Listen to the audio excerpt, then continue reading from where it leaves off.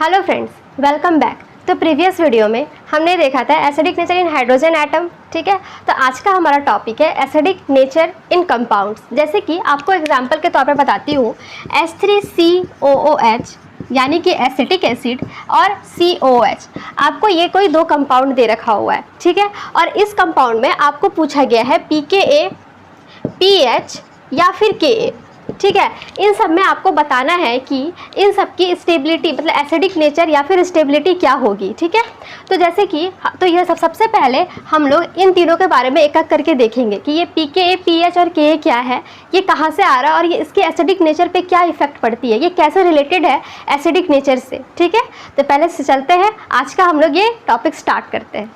तो ये है हमारा topic acidic nature in compound, ठीक है। जैसे कि इसमें हम लोग जाने से पहले हम लोग देखेंगे pKa कि ये क्या होती है, pH ये भी क्या होती है और Ka क्या होती है, ठीक है। इनके बारे में हम लोग सबसे पहले बहुत अच्छे तरीके से समझेंगे कि ये कैसे एसिडिक नेचर पे डिपेंड करता है, ठीक है। जैसे कि एग्जांपल के तौर पे ये हमारे पास कोई रिएक्शन है, ठीक है, जिसको कि हम लोग वाटर में डिज़ोल्व किए और इसको क्योंकि इक्विलिब्रियम में हो रही है, ठीक है। तो इसको जब हम लोग करते हैं तो ये H3O+ और ये हमारे पास ये एनायन मिलता है ना। तो अगर मैं यह बात करूँ इस इक्विलिब्रियम को आपने आयनिक इक्विलिब्रियम में वगैरह में देखा होगा, आपने चैप्टर में पढ़ा होगा कि इसमें ये इक्विलिब्रियम है, इसको हम लोग AQ से डिनोट करते हैं, राइट। क्योंकि ये हम लोग एसिडिक नेचर पढ़ रहे हैं। तो एसिडिक नेचर में क्या होता है कि जैसे कि आप मान के चलिए, अगर मैं इसको डिनोट करने के लिए हम लोग यहाँ पर Ka से इसको रिप्रेजेंट करते हैं, ठीक है, Ka से। और इसी Ka को कहा जाता है डिसोसिएशन कांस्टेंट। क्या कहा जाता है? डिसोसिएशन कांस्टेंट या फिर एसिडिटी कांस्टेंट, ठीक है, इसी को कहा जाता है। और अगर मैं रिप्रेजेंट इसे करूं तो हम लोग क्या करते हैं, Ka को जैसे हम लोग के इक्विलिब्रियम को डिनोट करते थे, रिप्रेजेंट करते थे, वैसे ही हम लोग Ka को भी रिप्रेजेंट करेंगे। Ka जो होता है वो क्या होता है, के इक्विलिब्रियम क्या होता है, प्रोडक्ट अपॉन रिएक्टेंट होता है। तो यहाँ भी सेम है, प्रोडक्ट अपॉन रिएक्टेंट होगा। प्रोडक्ट में हमारा क्या है, H3O+ और A-, राइट। तो चलिए, तो ये देखिए कंसंट्रेशन ऑफ H3O+ और concentration of A- upon AH। यहाँ वाटर को नहीं रहता क्योंकि वाटर एक्सेस होता है ना, बहुत सारे वाटर है, तो इसको हम लोग कम नहीं कर सकते, तो इसे हमें इग्नोर करना होता है, ठीक है। तो यहाँ पे ये हमारा हो गया Ka, ये हमारे यहाँ से हम लोग Ka की वैल्यू निकल रही है, ठीक है। जब हम लोग Ka की वैल्यू यहाँ पर करते हैं, मैं इसे थोड़ा रफ कर देती हूँ जो समझाने में मुझे ईजी होगी। तो अगर मैं बात करूँ कि ये जो हमारे पास Ka है और ये जो कंसेंट, क्योंकि हम लोग देखो एसिडिक नेचर देख रहे हैं ना, और हमारे पास एसिडिक नेचर में क्या होता है, हमारे पास H+ कंसेंट्रेशन हम लोग जनरली देखते हैं। हम लोग H+ कंसेंट्रेशन की तो बात कर रहे हैं, तो हमें H+ कंसेंट्रेशन देखना है। तो देखो जैसे कि यहाँ देखो, यहाँ हमें H+ कंसेंट्रेशन दिख रही है, यहाँ से हमें H+ मिलेगा, है ना। तो यहाँ पे ये मैं बोल सकती हूँ कि जैसे जैसे H+ की कंसेंट्रेशन इंक्रीज करेगी, वैसे वैसे हमारी जो Ka की वैल्यू है वो भी इंक्रीज करेगी। आप यहाँ डायरेक्टली देख सकते हो ये दोनों का रिलेशन, जैसे जैसे ये इंक्रीज करेगा वैसे वैसे ये भी इंक्रीज करेगी, राइट। एकदम इसके सामने टू सामने है, डायरेक्टली प्रोपोर्शनल है ना। तो वैसे ही मैं ये बोल सकती हूँ कि Ka जैसे जैसे इंक्रीज करेगी वैसे वैसे हमारा जो H+ का कंसेंट्रेशन है वो इंक्रीज करेगा। यहाँ से ये एक कंक्लूजन हमें मिल रहा है, ठीक है। तो और अगर दूसरी बात मैं करूँ pH की, अगर मैं pH की बात करती हूँ, जैसे कि pH की बात करूँ मैं, हमारे पास pH, हमने ये चीज़ अच्छे से देखा है, बचपन से ही देखा है हमने कि ये हमारा pH स्केल रहा है और ये हमें एक 7 हम लोग लिख दिए थे, और इस 7 को हम लोग न्यूट्रल बोलते हैं, राइट। कि अगर हमारे पास pH 7 है तो वो हम लोग न्यूट्रल कहलाता है, ठीक है। pH अगर लेफ्ट हैंड साइड मतलब कि अगर आपका pH 7 से कम है तो उसे हम लोग एसिडिक बोलते हैं, और अगर 7 से ज़्यादा है तो उसे हम लोग बेस बोलते हैं, है ना। ये तो हम लोग पढ़ते हुए आए हैं। तो अब देखो यहाँ पे भी क्या होती है, यहाँ पर भी ये जो pH है ये भी क्या करती है, H+ के कंसंट्रेशन को तो मेजर करती है ना। तो यहाँ क्या होता है, अगर मैं मैथमेटिकल वैल्यू अगर मैं कहूँ pH की, तो pH जो होती है in term of mathematical value, pH जो है वो हमारा तो है -log of H+, concentration of H+, ये होती है हमारी, ठीक है। तो आप यहाँ देखो, ये हमारा H+ है, राइट, और ये हमारे यहाँ पे माइनस है, ठीक है। तो यहाँ पे आप देखो, यहाँ पे आप कोई भी वैल्यू रखोगे तो अगर मान के चलो यहाँ कोई भी वैल्यू रखोगे तो सारे के सारे माइनस में ही आएंगे ना, तो सारे के सारे माइनस में ही आएंगे। इसका मतलब ये हुआ कि जैसे जैसे H+ की कंसंट्रेशन इंक्रीज करेगी वैसे वैसे हमारा जो pH है वो डिक्रीज करेगा, क्योंकि यहाँ सामने माइनस रखा हुआ है। आप कुछ भी करो कम ही आएगा। जितना H+ था, अगर 2 H+ है तो अगर मैं log 2 की वैल्यू करूँ तो -0.3 आएगा। मतलब पहले H+ 2 था, पर अब अगर मैं इसके pH करूँ तो माइनस में 0.3 समथिंग आएंगे। ठीक है, तो यहाँ पे यही होगा कि जो जैसे जैसे pH इंक्रीज करती है वैसे वैसे हमारा H+ की कंसंट्रेशन वो डिक्रीज करिए। आप ही देखो ना कि हमारा जो हमारा 7 से नीचे के जितने भी वैल्यू होते हैं वो एसिडिक कहलाते हैं। तो 7 से नीचे जितने वैल्यू आएंगे तो मतलब कि कम आने चाहिए ना वैल्यू हमारे pH के, तभी तो वो ज़्यादा एसिडिक कहलाएगा। ठीक है, तो यहाँ देखो, तो यहाँ से pH जितना ज़्यादा इंक्रीज करेगा उतना ही ज़्यादा हमारा कंसंट्रेशन ऑफ H+ जो है वो डिक्रीज करेगी, राइट। तो यहाँ से हमें ये कंक्लूजन मिलता है। ठीक है, अब अगर हम लोग pKa की तरफ आए, pKa क्या होता है? pKa is equal to minus of log Ka ये होती है pKa। ठीक है, सिमिलरली जैसे कि हमने pH में बताया, यहाँ पे माइनस की वैल्यू है, जैसे as similarly for this pH, जैसे मैंने pH को बताया यहाँ पे माइनस की है, तो यहाँ पे जितनी भी K की वैल्यू आएगी वो सारे के सारे माइनस की आएगी। और जब सारे के सारे माइनस की आएगी तो जो भी वैल्यू हमारे पास pKa की होगी वो कम ही तो आएगी Ka से, है ना। तो जैसे कि आप मान के चलो कोई भी कंपाउंड है, जैसे मान के चलो कोई A सॉल्यूशन का है और कोई B सॉल्यूशन है। ठीक है, इसकी कुछ 2 है, इसके कुछ कंसंट्रेशन और इसकी 3 है। ठीक है, तो अगर आप यहाँ पे करोगे, इसको पुट करोगे, इसकी जो Ka की वैल्यू है, ठीक है, फॉर एग्जांपल सपोज, ठीक है, तो यहाँ पे करोगे तो यहाँ पे log 1 की मान के चलो, एक log हो गया आपका log 2 है। ठीक है, 1 की log 2 है, जब आप इसको निकालोगे तो क्या होगा? -0.30, है ना। तो ये pK है ये, और फिर अगर दूसरे pKa की बात करें, ये pKa1 मैं कर लेती हूँ और ये pKa2 है, और अगर यहाँ -3 करोगे तो यहाँ कितना वैल्यू आएगा? -4.7। ऐसे ही होता है log इसकी वैल्यू। तो आप देखो, अब इन दोनों में से सबसे ज़्यादा pKa की वैल्यू किसकी होगी? आप ही देखो, जितना ज़्यादा माइनस होता है वो तो सेहत के लिए उतना अच्छा नहीं है। तो वही होती है कि अगर मैं इन दोनों की बात करूँ तो इन दोनों में सबसे ज़्यादा pKa, लेकिन हाँ एसिडिक टर्म है, सबसे ज़्यादा एसिडिक ये हो जाएगा। जितना कम, देखो ये जितना कम pKa की वैल्यू उतना ही ज़्यादा एसिडिक। इसका मतलब यहाँ से मैं कंक्लूजन निकाल सकती हूँ, सिर्फ जैसे pH था वैसे ही हमारा pKa भी दिखेगा, है ना। तो pKa जो है हमारा, जैसे जैसे pKa इंक्रीज करेगी वैसे वैसे हमारे जो H+ की कंसंट्रेशन है ना, देखो वो डिक्रीज करेगी। अब आप बोलोगे H+ कंसंट्रेशन कहाँ से आ रहा है? देखो यहाँ Ka है और Ka डिपेंड कर रही है किसके ऊपर? H+ के कंसंट्रेशन के ऊपर, है ना। तो अब अगर मैं ओवरऑल कहूँ तो सब तो H+ के ऊपर ही डिपेंड कर रहा है।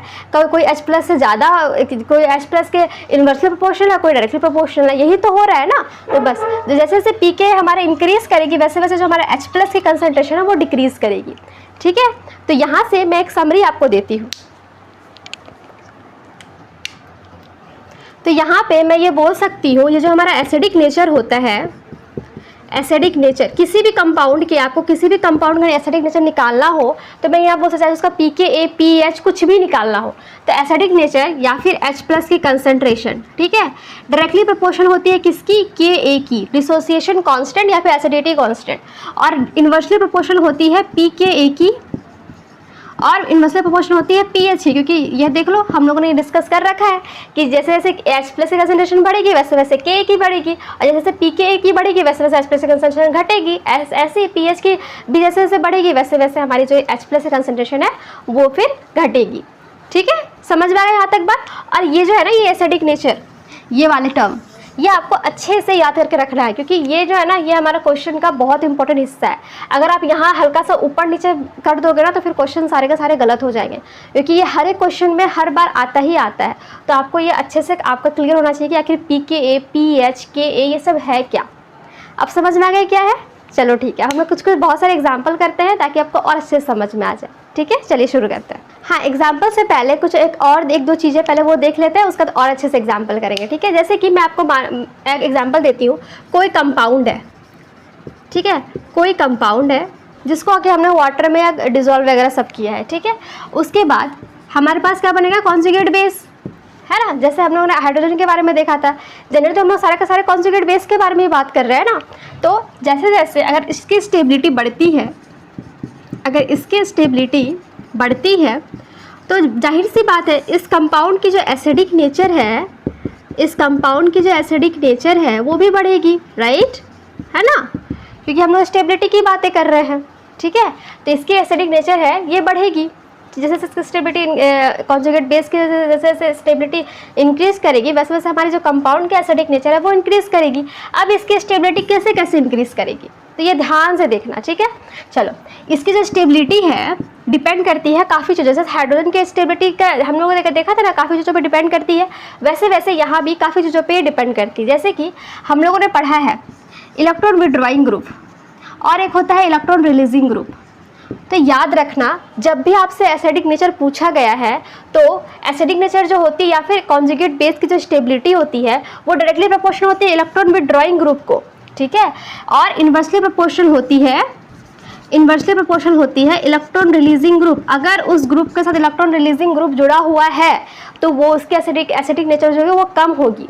और जहाँ पे जिसकी अगर आप उसके साथ, जैसे कि मैं एग्जांपल देती हूँ, ZCOH, जेड कोई ग्रुप है, ठीक है, इसको जब मैं करती हूँ तो ये जेड माइनस शो करता है, और sorry ZC double bond O और ये O माइनस, यहाँ से H निकल गया ना, तो ये, तो अगर ये जो जेड है हमारा, ये जो जेड है, अगर ये जेड इलेक्ट्रॉन विड्रॉइंग ग्रुप है तो हमारी जो स्टेबिलिटी है वो इंक्रीज करेगी कॉन्जुगेट बेस की, ठीक है।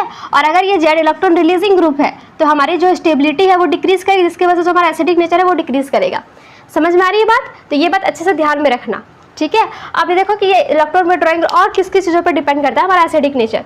तो और अगर मैं बात करूँ और आगे, तो और आगे हमारी जो स्टेबिलिटी होती है वो डिपेंड करती है, हमने ये जो हमने पढ़ा है -I, -H और -M या फिर -R पे, जहाँ जहाँ -S, -I और -R वाले ग्रुप लगे हुए रहेंगे वहाँ की स्टेबिलिटी इंक्रीज करेगी और वहाँ का उस कंपाउंड का एसिडिक नेचर भी इंक्रीज करेगा।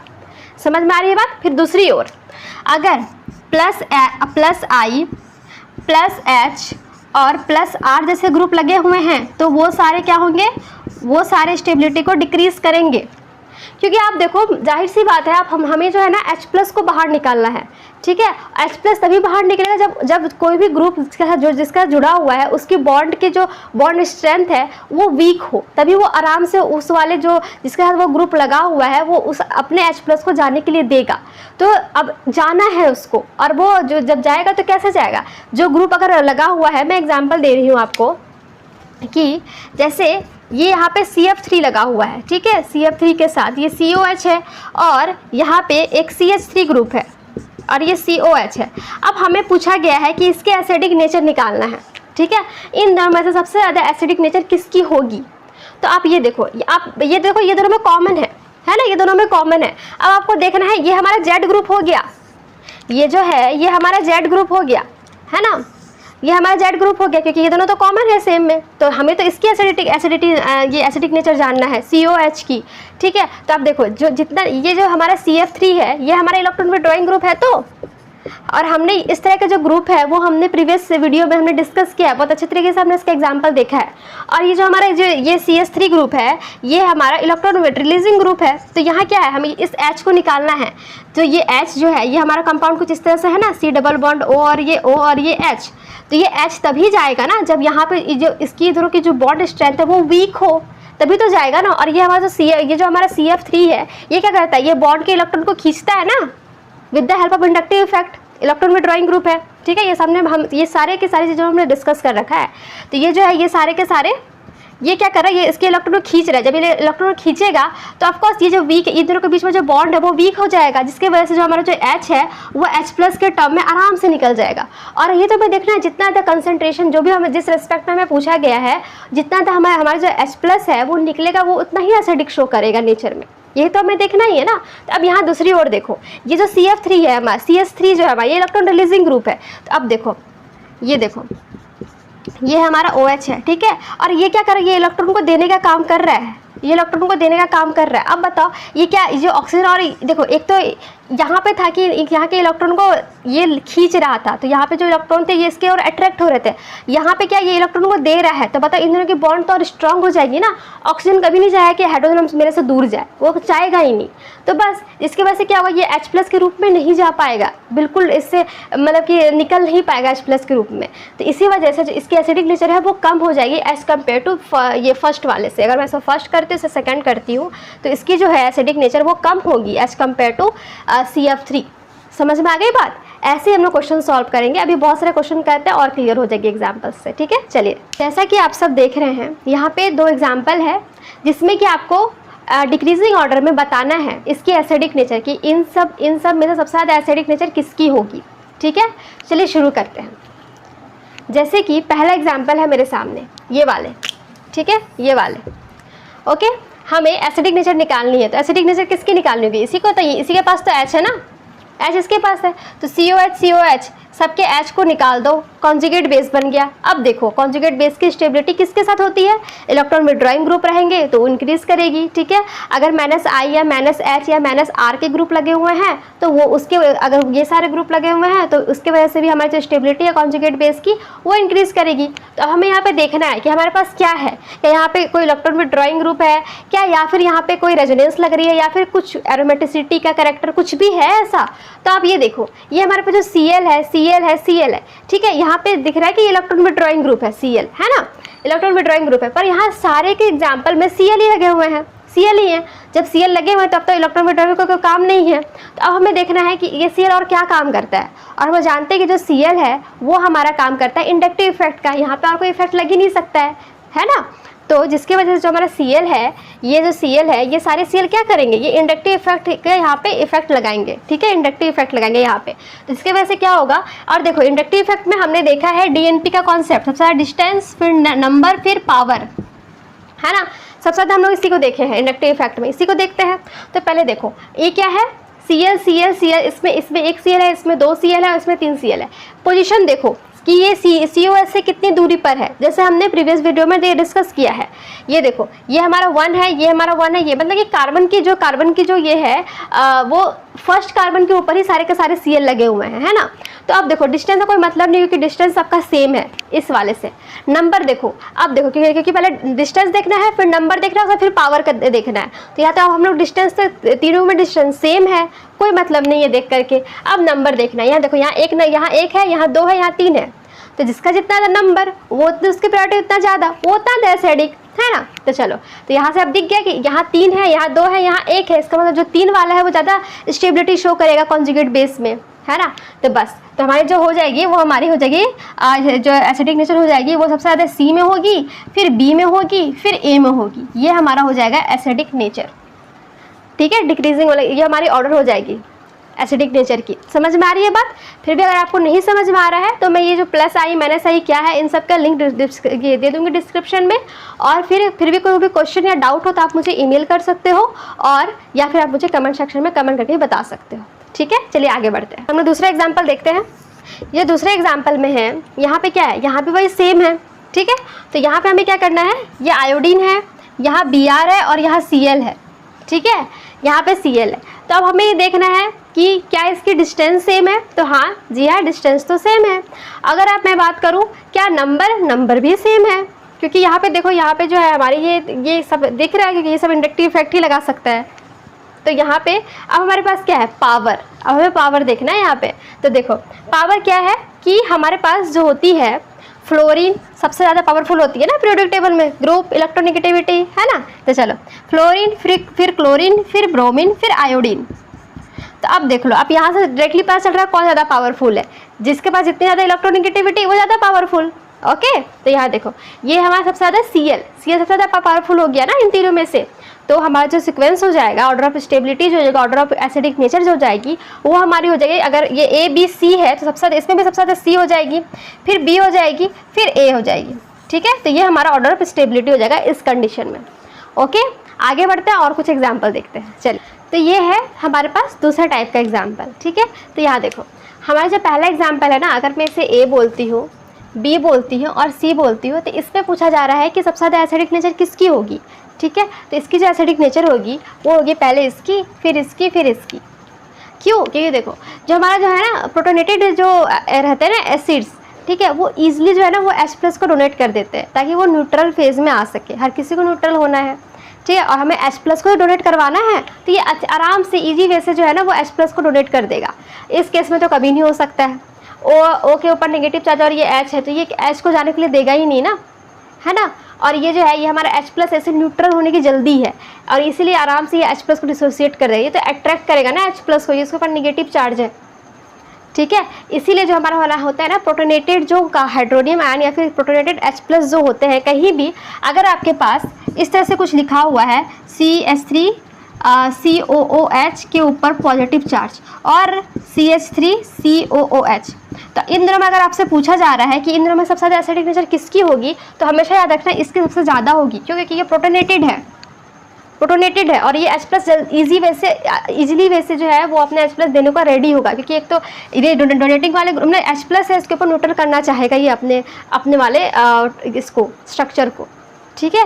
कहीं भी देखोगे प्रोटोनेटेड तो सबसे पहले एसिडिक नेचर आपसे पूछा जा रहा है और प्रोटोनेटेड हाइड्रोजन है वहाँ पे, सबसे पहले उससे वो सबसे ज़्यादा एसिडिक होगा नेचर का, ठीक है। आगे और एग्जाम्पल करेंगे एक दो तो और अच्छे से समझ में आएगी। और दूसरा एग्जाम्पल में क्या है, ये देखो हमारा दिख रहा है, ये हमारा sp3 कार्बन है, ये sp2 है और ये sp है। और हमने ये प्रीवियस वीडियो में भी आपको डिस्कस कर रखा हुआ है हाइड्रोजन एटम में कि जो हमारा जितना ज़्यादा परसेंटेज S करैक्टर होता है इलेक्ट्रोनेगेटिविटी इंक्रीज़ करती है, जिसकी वजह से हमारा एसिडिक नेचर है वो भी इंक्रीज़ करेगी। सिंपल सी बात है, ABC है तो सबसे ज़्यादा C हो जाएगा, क्योंकि यहाँ इसकी सबसे ज़्यादा एसिडिक नेचर होती है, ये परसेंटेज S करैक्टर होती है, तो C हो जाएगा, फिर B हो जाएगा, फिर A हो जाएगा। ये हमारा ऑर्डर ऑफ स्टेबिलिटी या ऑर्डर ऑफ एसिडिक नेचर होगी, ठीक है। और 2-3 एग्जाम्पल करते हैं जो और अच्छे से चीज़ों को समझ में आए, ठीक है। Arrange the following in decreasing order of their pKa, ठीक है। pKa के बारे में, pKa से रिलेटेड है ये एग्जाम्पल। तो हम लोग जानते हैं कि pKa जो होती है वो एसिडिक नेचर की इन्वर्सली प्रोपोर्शनल होती है pKa, है ना, pKa। तो हमें क्या करना है, तो इस एग्जाम्पल में हम लोग इस तरह से कर सकते हैं ना कि जो pKa है पहले हम लोग इसका एसिडिक नेचर निकाल लेते हैं, उसका फिर इसको रिवर्स करके इसका pKa निकाल लेंगे, यही तो इन्वर्सली प्रोपोर्शनल है ना। तो बस पहले एसिडिक इसकी जो है सबसे पहले एसिडिक नेचर निकालते हैं इसकी, ओके। चलिए, तो जैसा कि आप देख रहे हो, और हाँ मैंने जो अभी प्रीवियस एग्जांपल में आपको मैंने बताया था CH3 COOH के ऊपर पॉजिटिव चार्ज, तो वहाँ पे ध्यान रखना, अगर आपने लिखा है उस एग्जांपल को तो यहाँ पे 2 कर लेना, ठीक है, यहाँ पे 2 कर लेना, ओके। चलिए शुरू करते हैं। तो यहाँ पे क्या है कि पहला जो हमारा A, B और C है, ठीक है, सारे के सारे में सेम है, ये सेम है, ये सेम है और ये सेम है। और यहाँ पे देखो ये निगेटिव है, और मैं जो बोल रही हूँ कि जिसके ऊपर पॉजिटिव चार्ज होते हैं वो ज़्यादा प्रोटोनेटेड होते हैं और वो ईजिली वे से H+ को डोनेट कर देते हैं, ये मैं कह रही थी। तो बस, तो जिसके ऊपर माइनस चार्ज है वो डोनेट नहीं कर पाते हैं। तो यहाँ से हमें ये चीज़ पता चल रहा है कि अगर मैं एसिडिक नेचर, यहाँ देखो, यहाँ एसिडिक नेचर पहले लिखना है, पहले एसिडिक नेचर लिख लो, ये ज़्यादा ईजी होता है, नहीं तो फिर कन्फ्यूजन हो जाती है। एसिडिक नेचर है तो सबसे कम हमें पता चलेगा कि एसिडिक नेचर जो होगी सबसे कम B की होगी, क्योंकि वो प्रोटोनेटेड है ही नहीं और ना ही न्यूट्रल है, तो बस, तो ये B की होगी। तो उसका फिर हमें A, C और D में डिसाइड करना है इन तीनों में सबसे ज़्यादा एसिडिक नेचर किसकी होगी। तो देखो यहाँ पे देखो, यहाँ जो है ये जो हमारे पास है यहाँ CH3 है, ये हमारा Z ग्रुप है, देखो COH COH COH सब में COH2 है, ठीक है, तो ये हमारा Z ग्रुप हो गया। तो यहाँ CH3 है, यहाँ देखो यहाँ CH2Br है और यहाँ पे CH3 CH2 है, यही तो है ना, सेम। तो देखो अब हमें कैसे क्या करना है एसिडिक नेचर में, यहाँ देखो ये Br है, इलेक्ट्रॉन विड्रॉइंग ग्रुप, ठीक है, मतलब -I यहाँ पे लगा रहा है। और ये देखो ये सारे के सारे +I लगा रहा है, यहाँ पे ये भी +I लगा रहा है, तो हो गई ना। अब ये +I लगा रहा है तो जिसके वजह से क्या होगा, एसिडिक नेचर डिक्रीज कर जाएगी। तो सबसे ज़्यादा एसिडिक नेचर किसकी हो गई यहाँ पे, C की। उसके बाद अब इन दोनों में से देखो सबसे ज़्यादा +I कौन लगा रहा है, तो जितना ज़्यादा जो रिलीजिंग ग्रुप होती है वो उतना ही ज़्यादा +I लगाता है। तो हमारा जो CH2 CH3 वाला जो ग्रुप है वो सबसे ज़्यादा +I लगा रहा है, जिसकी वजह से इसकी जो एसिडिक नेचर होगी वो कम हो जाएगी ना। इलेक्ट्रॉन रिलीजिंग ग्रुप के इन्वर्सली प्रोपोर्शनल होती है एसिडिक नेचर, तो इसी वजह से ये हमारा D यहाँ पर आ गया और इससे कम लगा रहे तो ये ज़्यादा एसिडिक नेचर शो करेगा एज़ कम्पेयर टू D, तो A। तो हमारा ये हो जाएगा हमारा ऑर्डर ऑफ स्टेबिलिटी। सबसे ज़्यादा एसिडिक नेचर शो करेगी वो होगी C, उसके बाद फिर थोड़ा सा शो करेगी और वो होगी +I वाली मतलब A, उसका फिर जो ज़्यादा +I शो कर रही है वो कम एसिडिक नेचर शो करेगी एज़ कम्पेयर टू A, ठीक है। तो फिर D और सबसे लास्ट में होगी B, वो तो बिल्कुल भी एसिडिक नेचर बहुत ही कम एसिडिक नेचर शो करेगी, ठीक है। अब हमें इसकी pKa निकालनी है। क्या निकालनी है? pKa। तो बस रिवर्स कर दो, कोई प्रॉब्लम नहीं, कोई टेंशन नहीं। सबसे ज़्यादा B हो जाएगी, फिर D हो जाएगी, फिर A हो जाएगी, फिर C। ये हमारा हो गया pKa, है ना, इजी, कोई टेंशन नहीं। बस आपको एसिडिक नेचर वाली है ना वो हमें क्लियर होना चाहिए कि हमारे पास एसिडिक नेचर में क्या पूछ रहा है और क्या करना है, हमें कहाँ क्या यूज़ करना आना चाहिए। समझ में आ रही है? फिर भी अगर कोई भी डाउट हो तो आप मुझे कमेंट सेक्शन में बता सकते हो या फिर मुझे ईमेल कर सकते हो, ठीक है।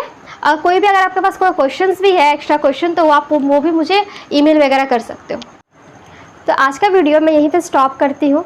तो आने वाले वीडियोस में मैं बहुत कुछ और लेकर के आऊँगी और बहुत सारे क्वेश्चंस भी लेकर के आऊँगी। जैसे कि आज हम लोगों ने काफ़ी कुछ सीखा, हमने सीखा pKa क्या है, pH क्या है, Ka क्या है। तो इन सब पे ही मैं और अच्छे से क्वेश्चन लेके आऊँगी ताकि आपके कॉन्सेप्ट जो है वो क्लियर हो सके और आपके क्वेश्चंस में कोई भी कमी ना हो, आप आराम से वो क्वेश्चन को अटैम्प्ट कर सको, ठीक है।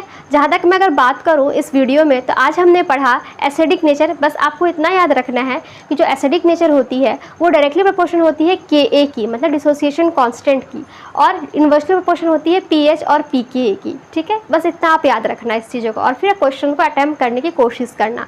काफ़ी कुछ समझ में आ जाएगी, काफ़ी कुछ जो है वो आपके बनने लगेंगे, ठीक है। अगर आज का वीडियो लेक्चर पसंद आया हो तो आप वीडियो को लाइक कीजिए, चैनल को सब्सक्राइब कीजिए और जो बेल आइकन है उसको प्रेस कर दीजिए। Okay, thank you so much for watching.